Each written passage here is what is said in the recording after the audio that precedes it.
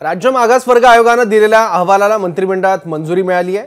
मराठा समाजाला 10% आरक्षण देण्यात येणार आहे। इंदिरा साहनी केसनुसार मराठा समाज आरक्षणास पात्र असल्याचा निष्कर्ष अहवालात आहे। राज्यातील 28% असलेल्या मराठा समाजाला इतर मागास प्रवर्गात ठेवणं पूर्णपणे असामान्य ठरेल अशी माहिती आयोगाने अहवालात दिली आहे। मागासवर्ग आयोगाच्या अहवालात मराठा समाज मागास असल्याचंही म्हटलंय।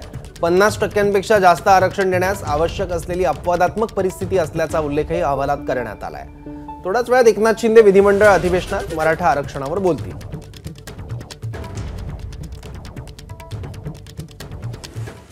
तर आयोगाच्या अहवालात नेमकं काय आहे पाहूयात। मराठा समाजाला शिक्षण आणि नोकरीत 10% आरक्षणाची शिफारस करण्यात आली आहे। मराठा समाज मागास आहे। 84% मराठा समाज प्रगत उन्नत नाही असं अहवालात म्हटलं आहे। इंदिरा साहनी केसनुसार मराठा समाज आरक्षणास पात्र आहे। 50%च्या वर आरक्षण देण्यास आवश्यक असलेली अपवादात्मक स्थिती आहे।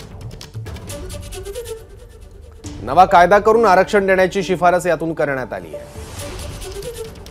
स्वतंत्र संवर्ग करून आरक्षण देण्याची शिफारस करण्यात आली आहे।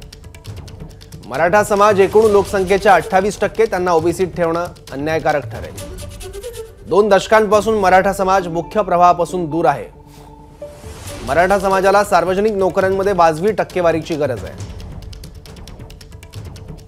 शेतकरी आत्महत्येतील 94% व्यक्ती मराठा समाजातील आहेत। तर हे महत्त्वाचे 10 मुद्दे आहेत मागासवर्ग आयोगाच्या अहवालात। एबीपी माझा, उघडा डोळे बघा नीट।